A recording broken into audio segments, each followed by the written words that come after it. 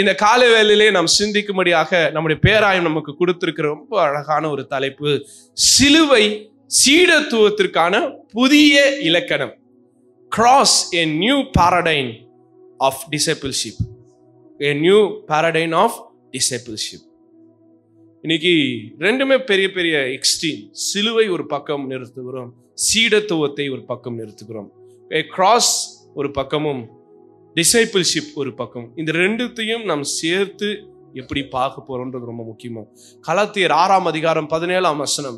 சிலுவையை பற்றி பேசணும்னா பவுலை தவிர அடிச்சுக்கிறதுக்கு வேற ஆளே கிடையாது. அந்த அளவுக்கு சிலுவை குறித்து செம்மையா சூப்பரா பயங்கரமா பேசியிருக்கிற ஒரு மனிதர் யார் என்றால் பால் தான். அந்த கலாத்தியர் 6:17 வாசிங்களேன். இனிமேலும் ஒருவனும் வருத்தம் உண்டாக்காதிருப்பதாக கர்த்தராகிய இயேசுவினுடைய அச்சு அடையாளங்களை நான் என் சரீரத்திலே அடித்து கொண்டிருக்கிறேன். இங்கிலீஷ்ல இப்படி போட்டிருக்காரு, I bear on my body the marks of Jesus. இயேசுவின் உடம்பில் என்னென்ன காயங்கள் சிலுவையில் மரணத்தில் ஏற்பட்டதோ அவை எல்லாவற்றையும் என் சரீரத்தில் நான் அடையாளமாக இட்டுக் கொள்ளுகின்றேன். ரைட். இன்னைக்கு ஒரு கல்ச்சர் இருக்கு. என்ன கல்ச்சர்னா, தனக்கு பிடித்தவைகளே, தனக்கு ரசிக்கிறவைகளே, தன்னுடைய இன்ட்ரெஸ்டுக்கு ஏற்ப தங்களுடைய உடம்புல என்ன பண்ணிப்பாங்க, டாட்டூ கொடுத்துக்கிறாங்க. டாட்டூன்றது ஒரு கலாச்சாரம். ஆனா நான் உங்களுக்கு ஒரு டாட்டூ சொல்றேன். இது மயில போடுற டாட்டூ இல்ல, காயங்களால் போடப்படுகிற டாட்டூ. ஆமென்.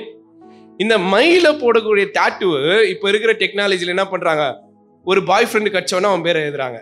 அந்த பாய் ஃப்ரெண்டு பிரேக்கப் ஆனவன அது மேலே ஒரு பேரை எழுதிடுறாங்க. இல்ல அதை என்ன பண்ணிடுறாங்க, அழைச்சிடுறாங்க. இல்ல இவங்க தான் என்னுடைய உயிருக்கு உயிரானவர்கள் இருதயத்துல எழுதுறாங்க. அப்புறம் டிவோர்ஸ் ஆயிடுது, என்ன பண்றாங்க, அதை அழைச்சிடுறாங்க. அப்படிப்பட்ட டாட்டூ கிடையாது இது. வாழ்வுக்கான டாட்டூ, இயேசுவின் பாடுகளின் டாட்டூ. ஆமென். தோமா ஆண்டவரிடத்துல கேட்டார். என்ன கேட்டார்? உம்முடைய காயங்களில் என் விரலை நான் போட்டு பார்த்தால்தான். தோமா ஆண்டவரோடு இருந்தவர், அவர் விசுவாசிக்கல. ஆனா பவுல் ஆண்டவரை பார்த்தது கிடையாது, ஆண்டவரோடு இருந்தது கிடையாது. ஆனால் ஆண்டவரை பற்றி அறிந்திருக்கிறார். ஆனால் பவுல் சொல்றாரு, ஆண்டவரின் உடலில் இருக்கிற அந்த காயங்களை, அந்த பாதிப்புகளை, அந்த தழும்புகளை என்னுடைய சரீரத்தில் நான் இட்டுக்கிறேன். மறுபடியும் அந்த வசனத்தை வாசிங்களேன். எவ்வளவு உணர்ந்து அந்த வார்த்தையை பவுல் விவரிக்கிறார் என்று. இனிமேலும் ஒருவனும் எனக்கு வருத்தம் உண்டாகாதிருப்பானாக, கர்த்தராகிய இயேசுவினுடைய அச்சு அடையாளங்களை நான் என் சரீரத்திலே தரித்து கொண்டிருக்கிறேன். இன்னைக்கு கிறிஸ்தவன் அப்படின்றவன், நான் ஏற்கனவே இந்த மாசமா நான் பேசிட்டு இருக்கிற காரியம் அதுதான். எல்லா திருச்சபையிலும் நான் பேசுறது, நீங்க கிறிஸ்தவனா இருக்கிறதுக்கு முயற்சி பண்ணாதீங்க. You don't want to be a Christian. ஒரு கிறிஸ்தவ அப்பாவுக்கும் ஒரு கிறிஸ்தவ அம்மாவுக்கும் ஒரு குழந்தை பிறந்துட்டாலே ஆட்டோமேட்டிக்கா அந்த குழந்தை என்ன ஆயிடுது, கிறிஸ்தவன் யார் வேணா இல்ல. போய் 3 தடவை முக்கி ஏஞ்சிட்டா கிறிஸ்தவன், ரைட்டா? அது முக்கியம் இல்லை, அது முக்கியமே கிடையாது. நீங்கள் கிறிஸ்தவனாய் ஆவதற்கு திருச்சபை வராதீங்க, நீங்கள் இயேசுவாய் மாறுவதற்கு திருச்சபை வாங்க. ஆமென். எது கஷ்டம்? கிறிஸ்தவன் பேர் பெறுவதற்கு கஷ்டமா, இவன் இயேசுவை போல் வாழ்கிறான் என்கிறது சொல்லப்படுவது கஷ்டமா? நம்முடைய ஃபைனஸ்ட் ப்ராடக்ட், நம்முடைய அல்டிமேட் கோல், நான் கிறிஸ்தவனா இருப்பதை காட்டிலும் நான் இயேசுவா இருப்பதுதான். ஆமென். ஆண்டவர் சொல்றார், ஒருவன் என் பின்னே வர விரும்பினால், லூக்கா 9ஆம் அதிகாரம் 23ஆம் வசனத்தை வாசிங்க. ஒருவன் என் பின்னே வர விரும்பினால் தன்னை தானே வெறுத்து தன் சிலுவை எடுத்துக்கொண்டு என்னை பின்பற்றி வர கடவன். அப்போ இன்னைக்கு அழகா பாடணும், சீஷன் என்பவன் குருவை போல, ரைட்டா? அப்போ இன்னைக்கு இயேசுவின் சீடன் என்பவன் யாரை போல இருக்கணும்? இயேசுவை போல, என் குருவை போல. என் குருவை போல நான் பாடுகளை அனுபவிக்க, என் குரு அனுபவித்த வேதனைகளை நானும் அனுபவித்துக் கொள்ள, என் குருவின் எல்லா காயங்களும் நானும் ஏற்றுக்கொள்ள. நிறைய பேர் என்கிட்ட சொல்லதை நான் கேட்டிருக்கிறேங்க. ஐயா, நான் சர்ச்சுக்கு வராம சண்டே அதுவுமா சினிமா தியேட்டரு, இல்லை ஏதாவது மாலு, ஃப்ரெண்ட்ஸோட அவுட்டிங்கு, இல்லைன்னா நான் உலகத்தின் பிரகாரமா ஓடும்போது என் வாழ்க்கையில பிரச்சனையே இல்லை, ரொம்ப ஜாலியா இருந்தேன். சரி, மனம் மாறி சர்ச்சுக்கு வரலாம், ஆண்டவர் இடத்துல நெருங்கலாம் அப்படின்னும் போதுதான் என் வாழ்க்கையில அடி மேல அடி, இடி மேல இடி, ஏன்டா இந்த முடிவை நான் எடுத்தேன் அப்படின்ற மாதிரி. இது உங்களுக்கு இல்ல, இந்த பிரச்சனை எல்லாருக்கும் இருக்கு. ஆமென். இந்த பிரச்சனை உங்களுக்கு மட்டும் இல்ல, இந்த பிரச்சனை யாருக்கு இருக்கு? எல்லாருக்கும் இருக்கு. இயேசுவை ஏற்றுக்கொள்கிற எல்லாருக்கும் உபத்திரவங்கள் உண்டு. ஏன்னா நீங்க உலகத்தோடு போகும்போது உலகம் உங்களை எதிர்க்காது, உலகம் உங்களை பகைக்காது, உலகம் உங்களுக்கு எதிராக பேசாது. ஆனால் நீங்கள் உலகம் வேண்டாம், எனக்கு இயேசுவின் அடையாளங்கள் வேணும், இயேசுடைய டாட்டூ வேணும், இயேசுடைய காயங்கள் எனக்கு வேணும்னா, இயேசுவே காயப்பட்டிருக்கிறாருங்க, இயேசுவே உடைக்கப்பட்டார், இயேசுவே பிற்கப்பட்டார், இயேசுவே உடைத்து கொலை செய்யப்பட்டார். அதான் அந்த ஆண்டவர் சொல்லுவார் பார், எந்த மரத்துக்கே இப்படின்னா பச்சை மரத்துக்கே இப்படின்னா பட்டை மரத்துக்கே எப்படி. எனக்கே இந்த நிலைமைனா உங்களுக்கு என்ன? எனக்காக அழாதீங்க சொல்றாரா இல்லையா? அங்க அழுதுட்டு இருக்கிற எருசலேமின் பெண்களை பார்த்து சொல்கிறார், எனக்காக அழாதீங்க, உங்களுக்காகவும் உங்கள் பிள்ளைகளுக்காக அழுங்க. ஏன்னா ஆண்டவருக்கு தெரியும், இந்த உலகம் உபத்திரவங்கள் நிறைந்த உலகம், இந்த உலகம் பாடுகள் நிறைந்த உலகம். பாடுகளோடு, வேதனைகளோடு, கண்ணீர்களோடு, துயரங்களோடு, காயங்களோடு அனுதினமும் நாம் பயணிக்க வேண்டியது இருக்கு. எங்க பார்த்தாலும் உங்களுக்கு பாடுகள் இருக்குங்க. பாடுகள் இல்லா வாழ்க்கையே கிடையாது. கிறிஸ்தவத்துல, குடும்பத்துல, திருச்சபையில, சமுதாயத்துல, வேலை ஸ்தலங்கள்ல, உறவுகளுக்குள்ளாக நீங்க எப்பக்கம் திரும்பினாலும் அப்பக்கமும் உங்களுக்கு நெருக்கம் இருக்கும். ஆனால் அந்த நெருக்கத்தின் மத்தியிலே கர்த்தர் உங்களுக்கு ஒரு நம்பிக்கை கொடுக்கிறாருங்களே, அதுதான் சுவிசேஷம், அதுதான் ரட்சிப்பு, அதுதான் மீட்பு, அதுதான் உயிர்த்தெழுதல். ஆமென். அதனால இந்த கால வேளையில உங்கள் வாழ்க்கையில நடக்கின்ற சம்பவங்களை குறித்து, உங்க வாழ்க்கையில நீங்க படுகிற உபத்திரவங்களை குறித்து உடைந்து போவாதீங்க. உபத்திரவங்கள் நமக்கு ஒரு அவார்டு. நீங்க போலீஸ்ல பாத்துட்டீங்க வச்சுங்களேன், அவார்டெல்லாம் கொடுப்பாங்க. எப்படி அவார்டு கொடுப்பாங்க? ஏதாவது வீர தீர செயல்களை செய்யும் போது அவங்களுக்கு அவார்டு. சில பேரெல்லாம் பாத்தீங்கன்னா அவங்க செத்துருவாங்க, அவங்க குடும்பத்துக்கு அவார்டு கொடுப்பாங்க. அப்படின்னா என்ன அர்த்தம்? நீ செத்தாதான், நீ பாடு அனுபவிச்சதான், உனக்கு அடிபட்டாதான், உனக்கு கால் இழந்தாதான், கை இழந்தாதான், நீ அடிபட்டு உடைப்பட்டால் தான் உனக்கு அவார்டு. அதுதான் கிறிஸ்தவம். கிறிஸ்தவத்திலும் நாம் பாடுகளை ஏற்றுக்கொள்ளணும், உபத்திரவங்களை ஏற்றுக்கொள்ளணும். அப்படி ஏற்றுக்கொள்ளும் போதுதான் அதனுடைய பலனை நாம் பெற்றுக்கொள்ள முடியும். இந்த ஒரு அறிமுகத்தோடு இந்த நாளுடைய 4 டெக்ஸ்டுக்குள்ளாக நம்ம போலாம். ரொம்ப சுருக்கமாய் நான் முடிக்க ஆசைப்படுகின்றேன். இன்னைக்கு ஆதியாகமம் 26ஆம் அதிகாரம் 12-33 வாசித்தோம். நீங்க கேட்கலாம், இதுல என்னையா சிலுவை பற்றி இருக்குது? இதுல சிலுவையே இல்லையே, இங்க ஒரு மனுஷனை பத்தி இருக்கு. அந்த மனுஷன் பேர் என்ன? சத்தமா சொல்லுங்களேன். ஈசா. ஈசாக்குக்கும் சிலுவைக்கும் என்ன சம்பந்தம்? உண்மையில சொல்லணும்னா புதிய ஏற்பாடை விட பழைய ஏற்பாட்டுல சிலுவைக்கான அடையாளங்கள் நிறைய இருக்கிறது. சிலுவைக்கான அடையாளங்கள், குறிப்பா ஈசாக்குடைய வாழ்வே ஒரு சிலுவை சுமக்கின்ற வாழ்வு தான். உங்ககிட்ட அதிகாரம் இல்ல, பலம் இல்ல, நீங்க சண்டை போடுறீங்க அப்படின்னா அது சாதாரணமான விஷயம். உங்ககிட்ட அதிகாரம் இருக்கு, பணம் இருக்கு, உங்ககிட்ட எல்லாமே இருக்கு, உங்களை ஒருத்த எதிர்த்து வரான், நீங்க நினைச்சா அவனை அழிச்சிடலாம், அந்த அளவுக்கு உங்ககிட்ட ஆற்றல் இருக்கிறது.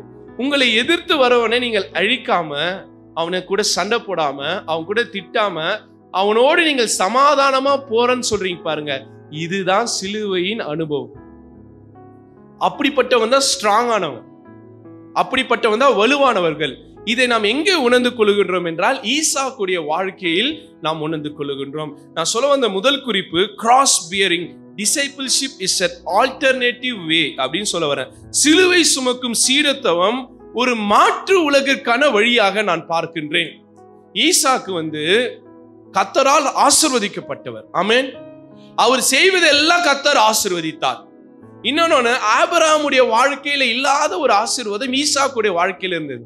ஆபிரகாமுக்கு இடம் கிடையாது, பயிர் பண்ணல, அவர் அலைந்து திரிகிறவராக இருக்கிறார். எங்கெல்லாம் இருக்குதோ. இவர் அப்படி கிடையாது.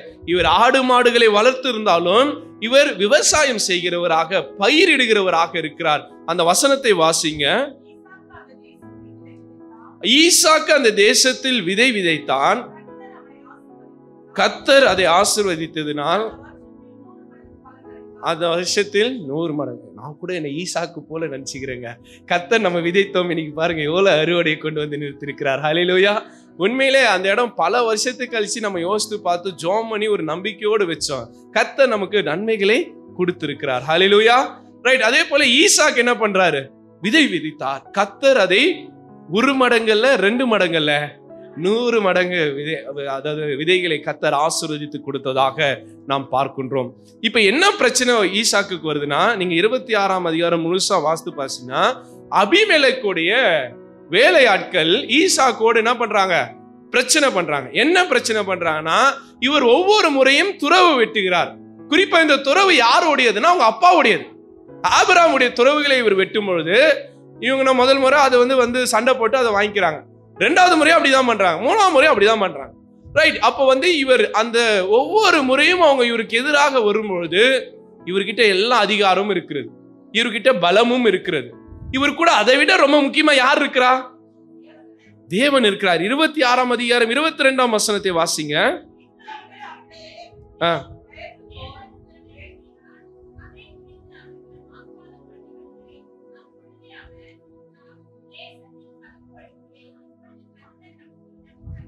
ஒவ்வொரு முறையும் அவங்க பிரச்சனை பண்ணும்போது ஒவ்வொரு முறையும் ஈசாக்கு அவங்க பிரச்சனை பண்ணும் போதெல்லாம் என்ன பண்றாரு? ரியாக்டே பண்ணல, அமைதியா போறார்.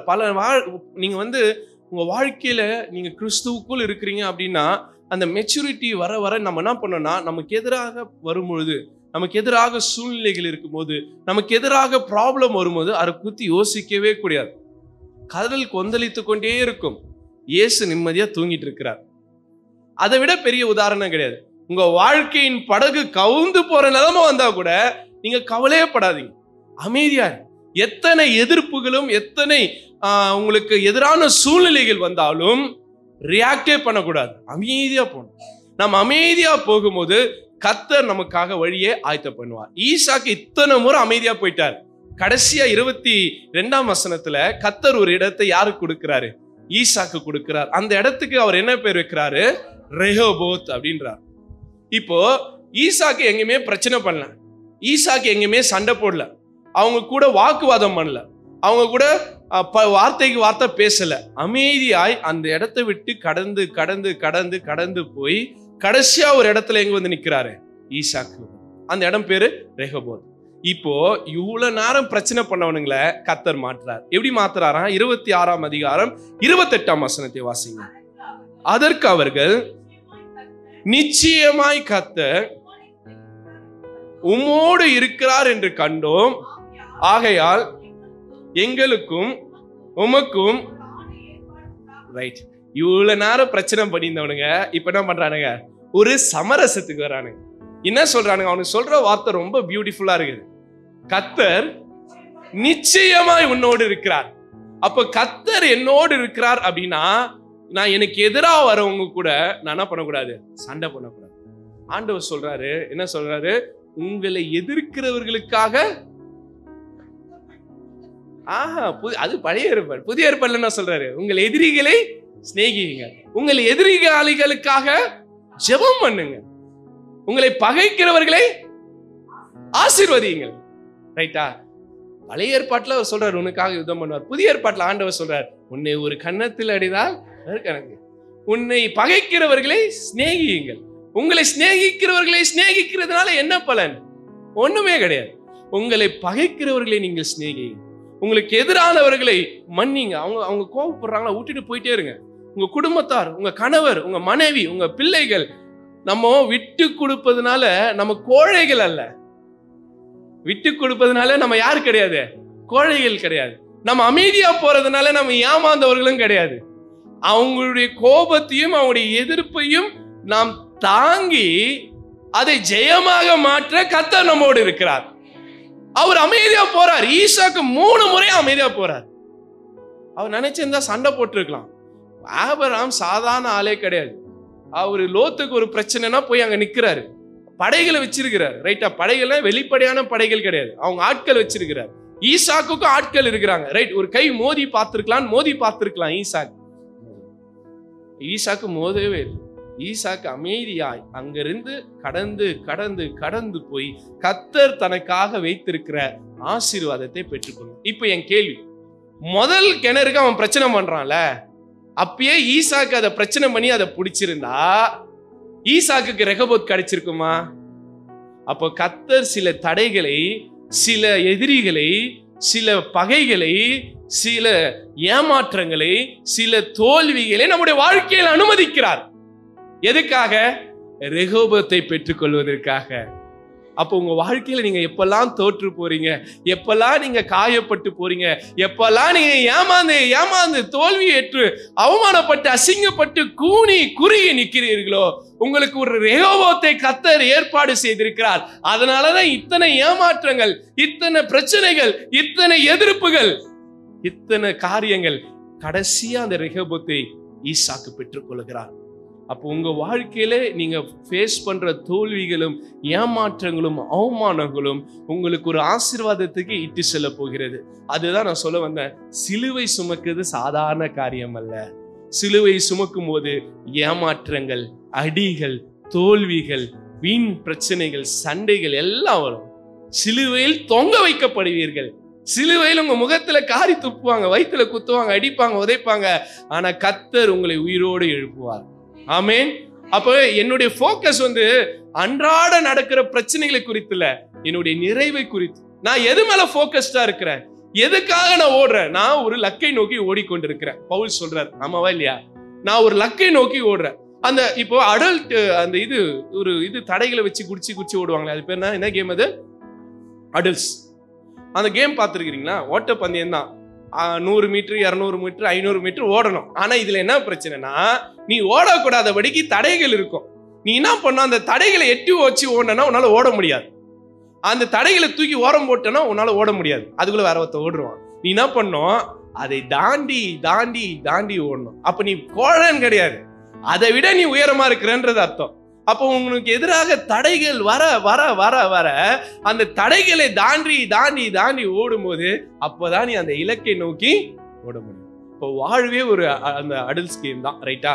இத்தனை தடைகளாக கடவுள் உங்களுக்கு எடுத்துட்டு வரலாம். உங்க கணவர் ஒரு தடையா இருக்கலாம், உங்க பிள்ளைகள் உங்களுக்கு தடையா இருக்கலாம், உங்க வேலை உங்களுக்கு தடையா இருக்கலாம், உங்க உறவுகள் உங்களுக்கு தடையா இருக்கலாம். என்ன தடைன்னு எனக்கு தெரியாது, உங்களுக்கு தெரியும், ரைட்? அந்த தடைகளை மீற, அந்த தடைகளை தாண்ட கர்த்தர் உங்களோடு இருக்கிறார்.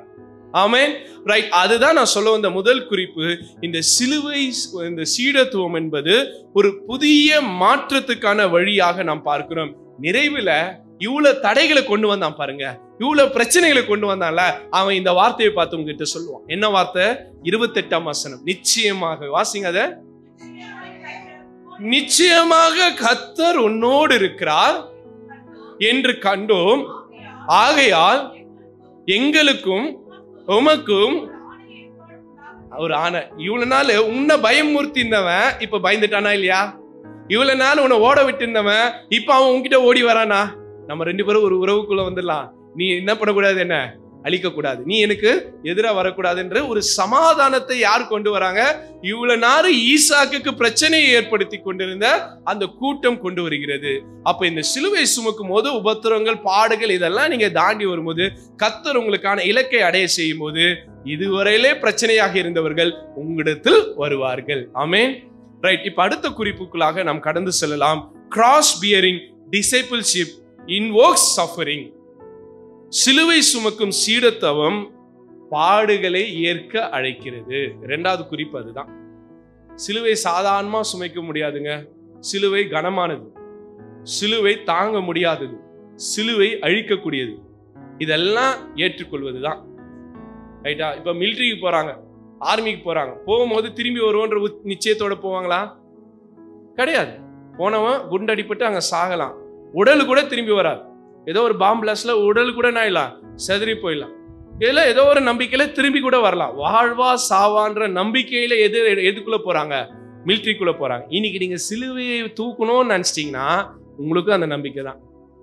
வாழ்வு இருக்கு, சாவும் இருக்கலாம், அதுல நன்மையும் இருக்கும், தீமையும் இருக்கும். அப்ப எல்லாவற்றையும் ஏற்றுக்கொள்ள தயாராக இருந்தால்தான் இந்த சிலுவையை சுமக்க முடியும். சிலுவை எல்லாராலும் சுமக்க முடியாது. ஆமென். இயேசு ஊழியத்தை ஆரம்பிக்கும் போது சீடர்கள் நிறைய பேர் வந்தாங்க, திரளா வந்தாங்க. ஒரு கட்டத்துல எல்லாம் உணர்ந்துட்டாங்க, இது கடினமான உபதேசம், இது கடினமான உபதேசம், இதை நம்மளால என்ன பண்ண முடியாது, பின்பற்ற முடியாதுன்னு பாதி பேர் என்ன பண்ணிட்டாங்க. இயேசுவே சொல்றாரு, கலப்பையில் கை வைத்தவன் பின்னிட்டு பார்க்க கூடாது. இனி கூட பாட்டு போடணும். என்ன பாட்டு பாடணும்? சிலுவை என் முன்னே உலகம் என்று. இங்கிலீஷ்ல ரொம்ப அழகா இருக்கும். I have decided to follow Jesus, no turning back. இயேசுவை பின்தொடர நான் முடிவு செஞ்சிட்டேன், நான் என்ன பண்ண மாட்டேன், இனி திரும்பி பார்க்க. அப்ப சிலுவை எடுத்துட்டீங்கன்னா சிலுவை உங்களுக்கு வாழ்வும் அளிக்கும், சிலுவை உங்களுக்கு சாவும் அளிக்கும். வாழ்வு வரும்போது சந்தோஷமா இருக்குல்ல, சாவு வரும்போதும் சந்தோஷமா. பவுல் அழகா சொல்றாரு, கிறிஸ்து எனக்கு ஜீவன், சாவு எனக்கு ஆதாயம். அப்ப கிறிஸ்துவை ஏற்றுக்கொள்ளும் போது ஜீவனா இருக்குல்ல, வாழ்வா இருக்குல்ல. அப்ப கிறிஸ்துவை ஏற்றுக்கொள்ளும் போது கூடவே ஒரு டேக் வருது, ஒரு கிஃப்ட் வருது. என்னது? சாவு. அந்த சாவை நீ ஏற்றுக்கொள்ள ஆயத்தமா இருக்கிறியா?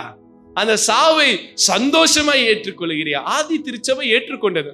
அன்னைக்கு கிறிஸ்தவனானே வெட்டுவான், கிறிஸ்தவனானே சிறைச்சேதம் செய்வான், கிறிஸ்தவனாலே கொலை செய்வான். பவுலே அப்படிதானே பண்ணிட்டு இருந்தாரு. அவர் ஏன் அந்த இதுக்கு போனாரு? 9ஆம் அதிகாரத்துல வாசிக்கிறோம். எந்த இடத்துக்கு? தமஸ்குக்கு எதுக்கு போறாரு? ஒரு கடிதத்தை வாங்கிட்டு போறாரு. என்ன கடிதத்தை வாங்கிட்டு போறாரு? கிறிஸ்தவர்களை கொலை செய்யணும், கிறிஸ்தவர்களை அழிக்கணும் தான் போறாரு. ஆனா அப்போ ஒரு கூட்டம் கிறிஸ்துவை ஏற்றுக்கொண்டு வாழ்ந்துச்சு, இயேசுவுக்காக சாக தயாரா இருந்தார்கள். இயேசுக்கு சும்மா இல்லைங்க, அந்த 11 சீடர்களும் சும்மாவே இல்லை. 11 பேரும் ரத்த சாட்சியா தான் மரிக்கிறாங்க. யாரும் சும்மாலாம் சாவல, எல்லாரும் பாடுகளை அனுபவிக்கிறாங்க. இயேசுவிட கொடுமையா சாவுறாங்க. இவரெல்லாம் தலைகீழா சிலுவையில அறையிறாங்க. அப்போ எல்லாரும் பாடுகள். ஏன் பவுல் மட்டும் சும்மாவா? அவரு என்ன பண்றானுங்க? கழுத்தை வெட்டுறானுங்க. அப்போ இத்தனை பாடுகள் வேதனைகள் அனுபவிப்பதுதான் சிலுவை. சிலுவையில் எப்பவுமே நம்ம பாசிட்டிவா மட்டும்தான் பார்க்கிறோம், சிலுவையில் இருக்கிற எதிர்மறையும் நம்ம பார்க்கிறோம். சிலுவையை சுமக்கும் போது நமக்கு மரணம் வரும், நமக்கு அழிவு வரும், நமக்கு உபத்திரம் வரும்.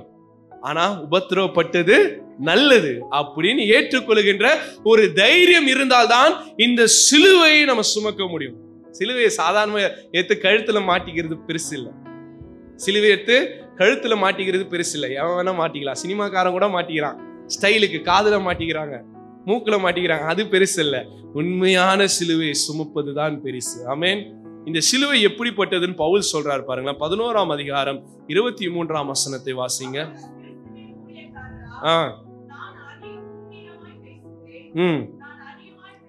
பவுல் சொல்றாரு, அவங்க எல்லாம் ஓகே ஊழியக்காரர்கள் தான், நானும் கிறிஸ்துவுடைய ஊழியக்காரர். அவங்க உபத்திரப்பட்டாங்களா? நானும் உபத்திரம் பட்டிருக்கேன். அடுத்தது வாசிங்க. நான் அதிகமாய் பிரயாசப்பட்டவன், அதிகமாய் அடிப்பட்டவன், அதிகமாய் காவலில் வைக்கப்பட்டவன், அநேக தரம் மரண அவதியில் அவதைக்கப்பட்டவன். பவுல் பாம்பு கடியில மாட்டிருக்கிறார். கடல்ல இருந்து அவரை தூக்கி போடணும்னு பார்த்திருக்கிறான், கல்லால் அடிக்கணும்னு பார்த்திருக்கிறான். இயேசுவை விட அதிகமான உபத்திரவங்கள் அவருடைய ஊழியத்துல யாருக்கு கிடைச்சது? பவுலுக்கு கிடைச்சது.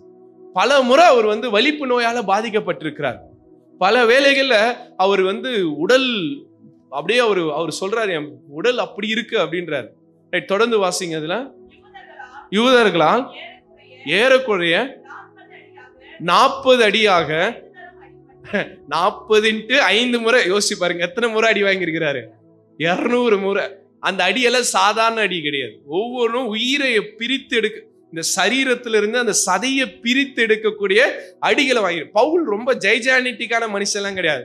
ரொம்ப குள்ளமான ஒடுங்கின சரீரம் உடையவர், சொட்ட தலையுடையவர், பெண்டு கால் உடையவர். அவருடைய உருவமே ஐயோ பாவன்ற அளவுக்கு தான் இருக்கும். யாருடைய உருவம்?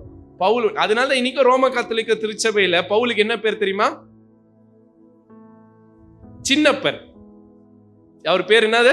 சின்னப்பர். ஏன்னா அவர் எப்படி இருப்பாரு? சின்னதா இருப்பார், குட்டியா இருப்பார், குட்டையா இருப்பார். அதனால அவர் பேர் என்ன? சின்னப்பர். மற்றவங்கன்னா கூட மீனவர்கள் கொஞ்சம் அப்படி இப்படின்னு இருப்பாங்க. யாரு? பேதுரு அவங்கள. ஏன்னா மீன் பிடிக்கிறவங்க என்ன பண்ணோம்? தண்டு வலிக்கணும், அது பண்ணோம், பிசிக்கல் இது. இவர் என்னது? இவர் அறிவாளி, படிப்பாளி. இவருக்கு பிசிக்கல் ஹெல்த் எல்லாம் கிடையாது, ஸ்ட்ராங் எல்லாம் கிடையாது பவுலுக்கு. ஏன்னா பவுல் பொறுத்த மட்டும் அவர் யாருடைய பாதத்துல உட்காந்து படிச்சாரு? கமாலியல். அவர் எஜுகேட்டர், அவர் படிப்பு தான். அவருக்கு உடல் ரீதியான வேலை எல்லாம் ஒண்ணுமே தெரியாது. அவரே சொல்றார், நான் கற்றுக்கொண்டேன். எதை கற்றுக்கொண்டேன்? அந்த இவங்க கூட உட்காந்து எதை கூடை செய்யற வேலையை யார் கத்துக்கிறாரு? பவுல்ஸ் கத்துக்கிறார். அப்பதான் சொல்றாரு, உழைக்க மனம் இல்லாதவன் சாப்பிடக்கூடாது, சோத்துல கைய வைக்க கூடாது அப்படின்னு சொல்றாரு. அப்ப அதுவரையில அவருக்கு அந்த வேலை கூட தெரியாது. அவர் தான் என்ன பண்றாரு? ஊழியத்துக்காக அந்த வேலையை கற்றுக்கொள்கின்றார். அப்ப அவருடைய வாழ்வு முழுவதுமே அவர் எப்படின்னா படிப்பு சார்ந்தவைகள், வேதத்தை கற்றுக்கொள்வது, இதுதான் அவருடைய இதுவா இருந்தது, பவுலுடைய இது. ஆனால் கிறிஸ்துவுக்காக தான் இவ்வளவு உபத்திரவத்தையும் அவர் அனுபவிக்கிறார். அடுத்தது வாசிங்க. 3 தரம் விலால்களால் அடிபட்டேன், 1 தரம் கல்லெறிய உண்டேன், 3 தரம் கப்பல் சேதத்தில் இருந்தேன், கடலிலே ஒரு ராவு முழுவதும் போக்கினேன், அநேக தரம் பிரயாணம் பண்ணினேன், ஆறுகளால் வந்த மோசங்களிலும் என் சுய ஜனங்களால் வந்த மோசங்கள். சீடர்களுக்குள்ளே பிரச்சனை, சீடர்களுக்குள்ளே பிரிவினை, பேதுருக்கும் பவுலுக்கும் பிரச்சனை. என் சுய ஜனங்களால் வந்த மோசங்களும், அந்நிய ஜனங்களால் வந்த மோசங்களும், பட்டணங்களில் உண்டான மோசங்களும், வனாந்தரத்தில் உண்டான மோசங்களும், சமுத்திரத்தில் உண்டான மோசங்களிலும், பிரயாசத்திலும், வருத்தத்திலும், கண் விழிப்புகளிலும், பசியிலும், ஆபத்திலும், உபவாசங்களிலும், குளிரிலும், நிர்வாணத்திலும் இருந்தேன். ரைட், அதுக்கு அடுத்தது அவர் சொல்றாரு, வாசிங்க தொடர்ந்து. இவை முதலானவைகள் அல்லாமல் எல்லா சபைகளை குறித்தும் உண்டாயிருக்கிற, ரைட், எனக்கு இதெல்லாம் பிரச்சனை இல்லை, இது எல்லாவற்றையும் சபைகளை குறித்து எனக்கு என்ன இருக்குது? கவலை. என் உடல், என் சரீரம் இது அழிந்து போகிறத பத்தி எனக்கு கவலை இல்லை. சபையை குறித்தும் கடவுளுடைய ஊழியத்தை குறித்து தான் நான் என்ன கவலைப்படுறேன், இதை குறித்து நான் கவலைப்படுகிறேன். அடுத்தது வாசிங்க, 30ஆம் வசனம். நான் மேன்மை பாராட்ட வேண்டுமானால் என் பலவீனத்துக்கு அடுத்தவைகளை மேன்மை பாராட்டுவேன். என்னுடைய பலத்தை குறித்து நான் மேன்மை பாராட்டல, என் பலவீனத்தை குறித்து. இன்னைக்கு நம்ம எல்லாம் ஒரு பலவீனம் வந்துட்டா போதும், ஐயோ உடம்பு வலிக்குதே, முதுகு வலிக்குதே, கழுத்து வலிக்குதே, கடவுள் இப்படி பண்றாரே, என்னை சோதிக்கிறாரே அப்படின்றாரு. ஆனா பவுல் சொல்றாரு, நான் என் பலவீனத்தை குறித்து. அப்ப அடுத்த தடவை உங்களுக்கு ஏதாவது நோய் வந்தா அதை குறித்து சந்தோஷப்படுங்க.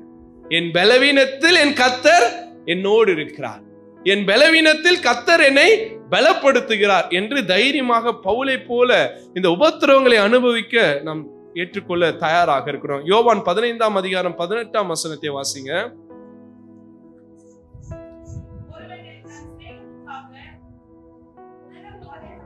15-18. உலகம் உங்களை பகைத்தால்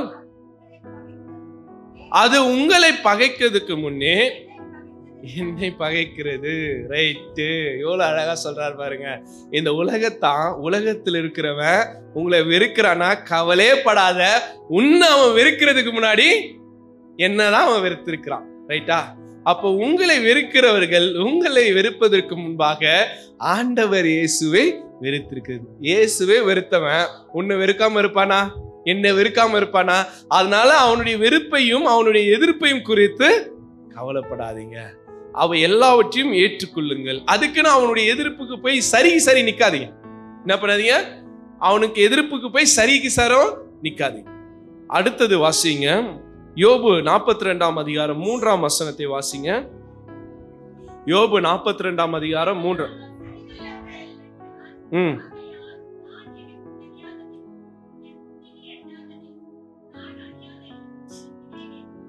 42:3ங்களா?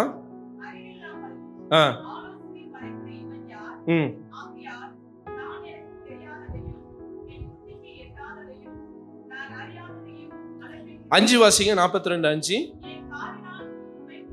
ரைட், அவர் சொல்றாரு பாருங்க ஆண்டவரை குறித்து. ஆண்டவரையும் என்னுடைய காதுகளால் உம்மை குறித்து கேட்டறிந்தேன், இப்பொழுதோ என் கண் உம்மை காண்கிறது. யோபுடைய வாழ்க்கையில வராத உபத்திரவமா நம்முடைய வாழ்க்கையில வரப்போது. இன்னைக்கு நான் இந்த யோபு கொண்டு வந்தது நோக்கமும் அதுதான். யோபு எல்லா உபத்திரவங்களையும், நான் சொன்னல, சிலுவையின் அனுபவம் நிறைய பழைய ஏற்பாட்டுல உண்டு அப்படின்னு. ஏற்கனவே ஈசாக்க பார்த்தோம். இப்ப யாரை பார்க்கிறோம்? யோபு பார்க்கிறோம். யோபுடைய வாழ்க்கையில நிறைய உபத்திரவங்கள். கடவுளுக்காக உத்தமனாய் நீதிமானாய் கடவுளுக்கு ஏற்றவனாய் வாழ்ந்த வாழ்வுல எல்லாவற்றையும் யோபு இழந்து போகிறார். ஆனால் அதன் மத்தியிலும் கர்த்தருக்கு உண்மையா யோபு நிற்கிறார். எல்லாம் இழந்து போகும்போது ஒரே வார்த்தை சொல்றாரு, கர்த்தர் கொடுத்தார், கர்த்தர் எடுத்தார், கர்த்தருடைய நாமத்துக்கு. ரைட். இப்ப இதை நம்ம எப்படி முடிப்போம்? கர்த்தர் யோபு இழந்து போனவைகள் எல்லாவற்றையும் என்ன பண்ணாரு? எப்படி கொடுத்தாரு? நான் அதை பெரிய ஆசீர்வாதமே நான் சொல்லல, அது ஆசீர்வாதமே கிடையாது. என்னைக்குமே ஒரு காரியத்தை நான் சொல்றேன், உங்களுடைய மெட்டீரியலிஸ்டிக்கான ப்ராஸ்பரிட்டியை குறித்து பேண்மை பாராட்டாதீங்க. உங்க வீட்டுல பொருள், அவருக்கு ஒரு பொண்டாட்டி போச்சு, 2 பொண்டாட்டியை குத்தாரு, பசங்க போனாங்க, திருப்பி பசங்க, அது பெருசு கிடையாது. எது பெருசு? இத்தனை உபத்திரவத்திலும் கர்த்தர் கூட இருந்தாருங்களே, ஆண்டவர் கூட இருந்தாருங்களே. அவரே சாட்சி சொல்றாரு. அவங்க நண்பர்கள் கிட்ட சொல்றாரு. யார் நண்பர்கள் கிட்ட? யோபுடைய 3 நண்பர்கள் கடைசியா வந்த ஒருத்தங்கிட்டே சொல்றாரு, இது எல்லாவற்றிலும் யோபு நிதானமா இருந்தான். ஒரு இடத்திலும் யோபு என்ன பண்ணல? ஆண்டவரை குற்றப்படுத்தவே இல்லை. கடவுளுக்கு ஏற்பவனாய் வாழ்ந்தார். அவை எல்லாவற்றிலும் கர்த்தர் யாரோடு இருந்தார்? அதுதான் பெரிய ஆசீர்வாதம். அவர் திருப்பிக் கொள்வது ஆசீர்வாதமே கிடையாது, அது கடவுள் கொடுக்கறதுங்க. கடவுள் நினைச்சா கொடுத்துருவாரு. உலகத்தையே கொடுத்தாரு. நம்ம கேட்கிற பொருளை கொடுக்க மாட்டாரா? உறவுகளை கொடுக்க மாட்டாரா? செல்வங்களை கொடுப்ப மாட்டாரா? அது இல்லைங்க. எது ரொம்ப முக்கியம்? என்னுடைய எல்லாவற்றிலும் கடவுள் என் கூட இருக்கிறதாங்க முக்கியம். நான் எது செய்தாலும் கடவுள் என் கூட இருக்கணும். யோபு கூட கடவுள் இருந்தார். இன்ற வேளையிலும் உங்கள் உபத்திரவங்கள் மத்தியிலும் கர்த்தர் உங்க கூட இருக்கிறார். ஆமென். இதுதான் பெரிய ஆசீர்வாதம். பணமும் பொருளும் போயிடும். நைட்டு திருடன் திருடிட்டு போயிடுவான். நோய் உறவுகள் இறந்து போயிடலாம். ஆனால் கர்த்தர் என் கூட இருக்கிறது மட்டும் ஒரு காலத்திலும் என்ன பண்ணக்கூடாது? போயிடவே கூடாது. அந்த ஆசீர்வாதம் மட்டும் என்ன பண்ணிடாதீங்க, இழந்து போவாதீங்க. நான் முடிக்கிற 3வது குறிப்புகளாக நாம் கடந்து செல்லலாம். Cross bearing discipleship is rewardless in human terms. உலக வாழ்விலே சிலுவை சுமக்கும் சீடத்துவம் மனிதருடைய பார்வையில் விருத்தி இல்லாதது, பயனற்றது. உலகத்துடைய பார்வையில நீங்க சிலுவை சுமக்கிறது பயனற்றது. ஒரு எதிர்மறையான தலைப்பை தான் நான் கொடுக்கிறேன். ஆனா கர்த்தருடைய பார்வையில் அது விலையேற பெற்றது. ஆமென். நீங்க சிலுவை சுமக்கிறதுனால உங்களுக்கு ஒன்றும் கச்சிட போறது கிடையாது. நீங்க இன்னும் ப்ராஃபிட் அனுபவிக்க போறது கிடையாது. உங்களுக்கு ஒரு பெரிய ரிவார்டு கொடுக்க போறது கிடையாது. ஆனால் அவைகளை ஏற்றுக்கொள்ள வேண்டியதா இருக்கிறது. நன்மைகள் கிடைக்கும்னு கடவுளை தேடுறதை விட நன்மை கிடைச்சாலும் கிடைக்கலனாலும் நான் கடவுளை தேடுவேன்ற அந்த இருதயம் தேவைப்படுது. இன்னைக்கு திருச்சபைக்கு வரவனுடைய மிக முக்கியமான எதிர்பார்ப்புனா, கோயிலுக்கு வந்தா கடவுள் என்னை வராது, நீ வீட்டிலே இரு. நன்மைகளை எதிர்பார்த்து கடவுளை தேடாது. ஆசீர்வாதங்களை எதிர்பார்த்து கடவுளை தேடாது. உங்க மனைவியை நீங்க நேசிக்கிறீங்க. எதுக்காக நேசிக்கிறீங்க? என் மனைவி எனக்கு எதை செய்வாங்க, அதை செய்வாங்க, எனக்கு அதை உதவி செய்வாங்க அப்படின்னா அது எதிர்பார்த்து வரக்கூடிய அன்பு. என் மனைவியை நான் நேசிக்கிறேன், ஏனே தெரியாது, காரணம் இல்லாம நான் நேசிக்கிறேன். அது பேரு தான் அன்கண்டிஷனல் லவ். எந்த எதிர்பார்ப்பும் இல்லாமல் கடவுளை தேடுவது. இன்னைக்கு கால ஆலயத்துக்கு வந்திருக்கிறீங்களா? ஏன் சர்ச்சைக்கு வரீங்கன்னா, கர்த்தர் என்னை ஆசீர்வதிப்பார் ஐயா, அதுக்காக வரேன்னா வேண்டாங்க ப்ளீஸ். அப்படி எதிர்பார்த்து வராது. சாத்ராக் மேஷாக் ஆபேத்நேகோ சொன்னாங்க, கர்த்தர் எங்களை தப்புவித்தாலும் ரைட். அந்த ஆசீர்வாதம், அந்த விசுவாசம் தான் எனக்கு தேவைப்படுகிறது. நான் கடவுளிடத்தில் எதையுமே எதிர்பார்த்து வரல, நான் கடவுளை நேசிக்கிறேங்க. கடவுளிடத்தில் நான் அன்பு செலுத்துறேன், கடவுளை தேடி வரேன், கடவுளை ஆராதிக்க வர, கடவுளை தொழுது கொள்ள வருகிறேன் தவிர்த்து கடவுள்கிட்ட நன்மைகளை எதிர்பார்த்து வருகிறேன்னு சொன்னீங்கன்னா கடவுளே கஷ்டப்படுவார். அப்ப இவன் என்னை எதுக்காக தேடுறான்? ஆசீர்வாதத்துக்காக தேடுறான், நன்மைக்காக தேடுறான். அப்ப உண்மையிலே அவனுக்கு என் மேல பாசம் இல்ல அப்படின்னு கடவுளை யோசிக்க வச்சிடாது. எந்த எதிர்பார்ப்பும் இல்லாமல் கடவுளை தேடும் போது கடவுள் நம்மை உயர்த்துகிறவராக இருக்கிறார். இன்னைக்கு வாசித்த அந்த நற்செய்தி பகுதி மார்க் 10ஆம் அதிகாரம் 46ல இருந்து 52 வரைக்கும் வாசிச்சோம். அங்க ஒரு மனுஷனை பத்தி ஆண்டவர் சொல்றாரு. அந்த மனுஷனுக்கு பேர் இல்லை. அவன் பேர் என்ன சொல்றாங்க? பர்த்திமேயு. அது அவன் பேர் கிடையாது, அது அவங்க அப்பா பேர். அது யாரு பேரு? அவங்க அப்பா பேர். பொதுவாகவே பைபிள்ல பாருன்னு பேர் வந்தாலே அது அவங்க அப்பா பேர். பர்த்திமேயு, பரபாஸ் அப்படின்னா பாசுடைய மகன், திமேயுடைய மகன். இவன் யார் என்றால் இந்த கண்ணு தெரியாதவர் யார் என்றால் பர்திமேயு, திமேயுடைய மகன். இவருக்கு என்ன பிரச்சனை? கண்ணு தெரியாது. ரைட். இப்போ இதை நீங்க டைரக்டா எடுத்துக்காதீங்க. இதுக்கு முன்னாடி என்ன நடந்ததுன்னு யோசித்து பாருங்க. 46க்கு முன்னாடி என்ன நடக்குது? ஒரு பிரச்சனை இருக்கு. என்ன பிரச்சனைனா, சீடர்களுக்குள்ள யார் பெரியவன்ற பிரச்சனை. இது எல்லாருக்குள்ளே இருக்கிற பிரச்சனை. குடும்பத்திலேயே அது இருக்கு. கணவன் பெரியவனா, மனைவி பெரியவனா, வேலை ஸ்தலத்திலே அது பிரச்சனை இருக்கு. எல்லா இடங்களிலும் யார் பெரியவன்ற பிரச்சனை இருக்கு. ஆண்டவர் சொல்றார், பெரியவனா இருக்கிறது முக்கியம் இல்ல, கீழே இருக்கிறதா முக்கியம். வேலைக்காரனா இருக்கிறதா முக்கியம்.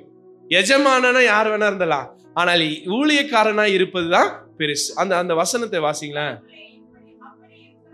உங்களுக்குள் அப்படி இருக்க ஆகாது, உங்களில் எவனாகிலும் பெரியவனாய் இருக்க விரும்பினால் அவன் உனக்கு பணிவிடைக்காரனாய், உனக்கு வேலைக்காரனா இருக்கட்டும்.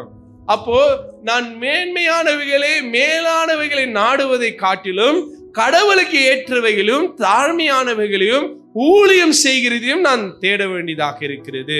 சோ இதை விளக்குறதுக்கு தான் ஆண்டவர் இந்த நிகழ்வை கொண்டு வருகிறார். எந்த நிகழ்வை கொண்டு வருகிறார்? பர்தேமியுடைய நிகழ்வை கொண்டு வருகிறார். ஏனென்றால் இந்த சீடர்களுக்குள்ள யார் பெரியவன்றார். ஆனா ஆண்டவர் இந்த பர்தேமி வழியாக சொல்லுகின்ற காரியத்தை கொஞ்சம் யோசிச்சு பாருங்களேன். 48ஆம் வசனத்தை வாசிங்க. அவனை பேசாதிருக்கும்படிக்கு அநேகர் அவர்களை அதட்டினார்கள். அவனோ, தாவீதின் குமாரனே எனக்கு இறங்கும் என்று சொன்னான். இன்னும் அதிகமாய் கூப்பிட்டான். இயேசு நின்று அவனை அழைத்து வர சொன்னார்.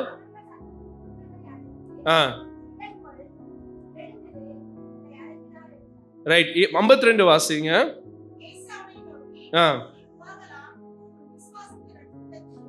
ரைட். இப்போ இயேசு ஒரு டெமான்ஸ்ட்ரேட் பண்றாரு சீடர்களுக்கு.